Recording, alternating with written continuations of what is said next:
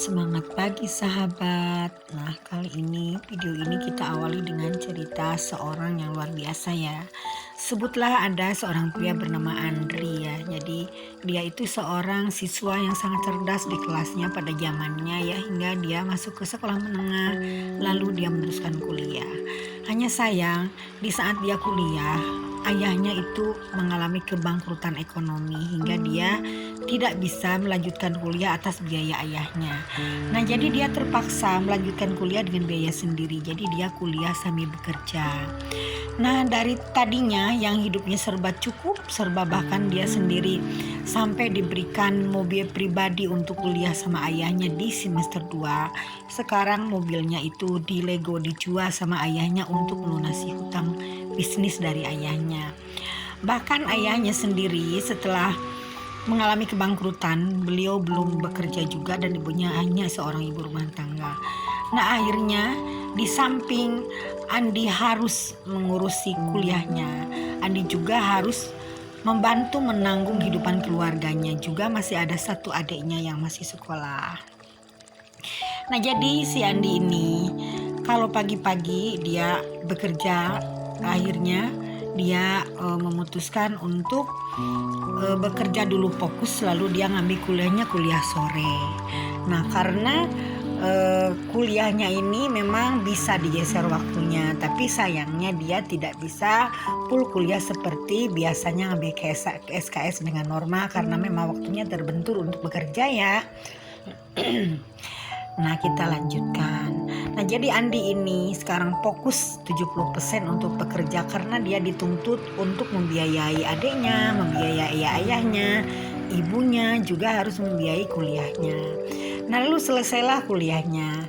Dia setelah selesai kuliahnya lalu dia pindah bekerja ke perusahaan yang lebih bonafit. Nah, dia kebetulan dapat kerja di daerah Tamrin di Jakarta ya. Jadi gajinya lumayan lah gitu kan. Akhirnya dia tinggal tidak lagi di rumah karena rumahnya agak jauh ya dari pekerjaannya. Jadi rumahnya itu di luar kota teman-teman ya, di Purwakarta. Nah, jadi pindah dia bekerja di Jakarta. Dia ngekos di Jakarta dan tentu saja namanya kos di Jakarta daerah Tamrin kan mahal sekali ya. Dia tidak ngambil apartemen tapi dia ngambil kos-kosan biasa yang hanya 1.200.000 sebulan karena memang dia harus menanggung adiknya yang sekolah, juga harus menanggung biaya kehidupan ibunya. Nah, setelah dia bekerja 2-3 tahun, akhirnya dia ketemulah sama seorang gadis di tempat pekerjaannya. Nah, alangkah dia sekarang bingungnya karena apa? Karena mungkin dia sendiri ya harus memikirkan harus menikah juga, harus membiayai nanti istrinya. Akhirnya dia cerita ke istrinya bahwa dia mau melamar si perempuan ini, sebutlah Rita ya. Si Rita ini alhamdulillah menerima kondisi si Andi yang memang harus menerima keluarganya, yang harus biayain keluarganya. Bahkan si Rita sendiri mengikhlaskan setengah dari gaji suaminya untuk biaya ibunya, adiknya, dan keluarganya di kampung, keluarga dari suaminya ya. Nah, menikahlah mereka. Akhirnya mereka sendiri dikaruniai seorang anak. Dan Dewi juga tidak berhenti bekerja, jadi dia melanjutkan bekerja dan pindah ke perusahaan lain karena memang ada keharusan di perusahaan itu tidak boleh suami istri bekerja.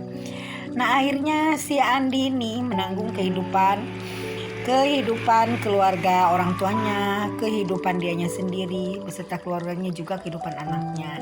Nah, ini si Andi ini namanya termasuk generasi sandwich teman-teman ya. Karena apa disebut generasi sandwich? Karena dia sendiri terjepit ada di tengah-tengah di antara orang tuanya, di antara anak dan istrinya, karena dia sendiri harus menanggung beban keluarganya sampai nanti suatu saat ayahnya bisa bekerja kembali. Dan tentunya kondisi ini sangat berat untuk seorang Andi ya.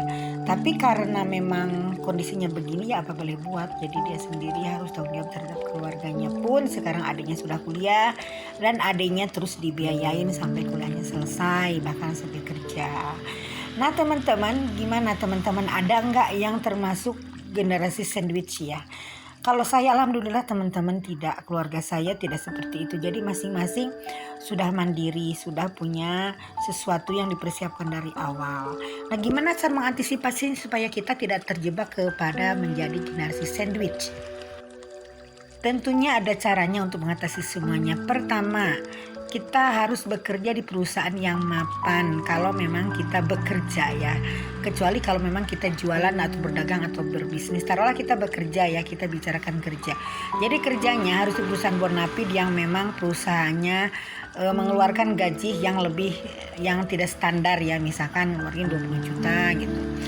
Lalu keduanya, kita harus punya usaha sampingan, misalkan yang dari hobi, misalkan kita punya hobi melukis. Nah, sepulang kerja kita melukis apapun itu kan, kita gabung ke galeri-galeri hingga nanti lukisan kita ikut pameran, lalu nanti kita lama-lama dikenal dan lama-lama kita punya sumber keuangan, passive income daripada melukis. Ketiganya, kita bisa ikut multi level marketing teman-teman ya, tapi pilih multi level marketing yang memang qualified, jangan sembarangan. Lalu keempatnya, bisa juga dengan kita mendirikan warung kecil-kecilan di rumah. Misalkan kita punya pembantu nih di rumah, bikin warung di rumah ya, paling tidak juga nanti untuk menopang kebutuhan sehari-hari. Lalu kelimanya, kita bisa dengan membangun aset, misalkan kita beli saham BCA, misalkan saham Mandiri, saham BRI, Unilever atau saham apapun itu. Yang penting nanti ada aset yang terbangun sehingga penghasilan kita tidak dari satu arah saja, tapi ada beberapa sumber penghasilan hingga kita bisa ada penghasilan yang banyak untuk menopang kehidupan. Lalu kemudian selanjutnya berhemat, jangan terlalu boros. Kalau misalkan ada produk alternatif yang bisa dijadikan untuk pengganti, janganlah beli barang yang terlalu branded. Jadi kita harus lebih menghemat. Jadi faktor produk itu harus benar-benar yang efisien dan ekonomis. Jadi dengan demikian, bagi teman-teman yang sudah terlanjur menjadi generasi sandwich, jangan takut dan jangan bimbang. Nah, stop sampai generasi kita aja. Jadi persiapkan anak kita untuk punya aset juga. Jadi dari kecil anaknya masukin asuransi gitu. Lalu bikin usaha kecil-kecilan di rumah. Lalu nanti misalkan keluarga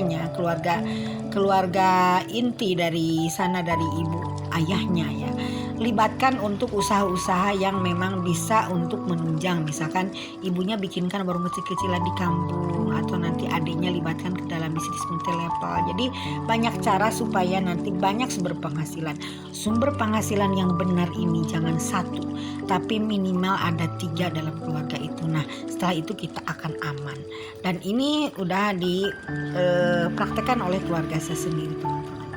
Oke, sekian dulu, mudah-mudahan kita tidak terjebak lagi ke dalam generasi sandwich, dan mudah-mudahan kita hidup bahagia untuk diri kita sendiri dan menjadi diri kita sendiri.